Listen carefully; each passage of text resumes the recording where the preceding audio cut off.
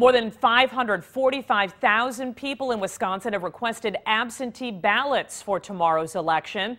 Back in 2008, more than 633,000 people voted absentee. That's about 21% of all Wisconsin ballots cast that year.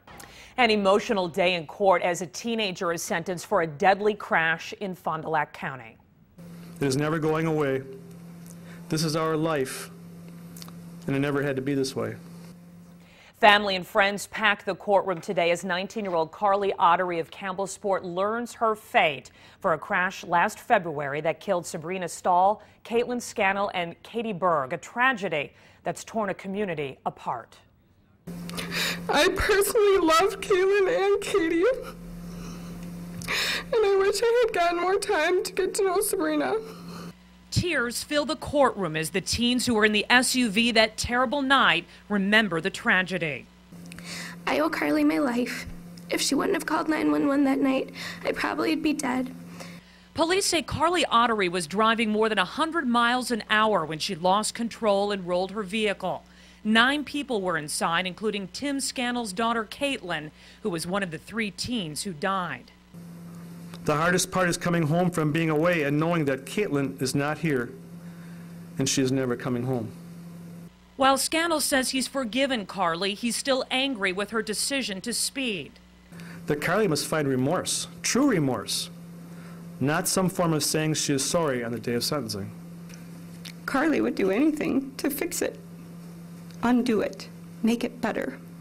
Ottery's mother asked the judge for leniency, saying living with the consequences of her actions is punishment enough for Carly. And I told her no one will ever be harder on you than you are on yourself. And her reply was this: I'm glad I was the driver, because I would never want my friends to feel like this. Ottery showed little emotion as the judge sentenced her to 1 year in jail.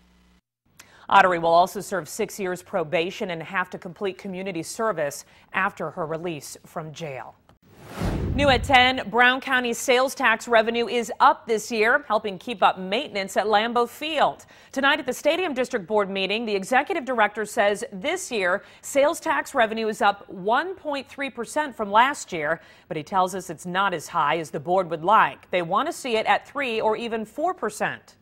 Well, I just think we're still struggling with the economy and everything else like that. So.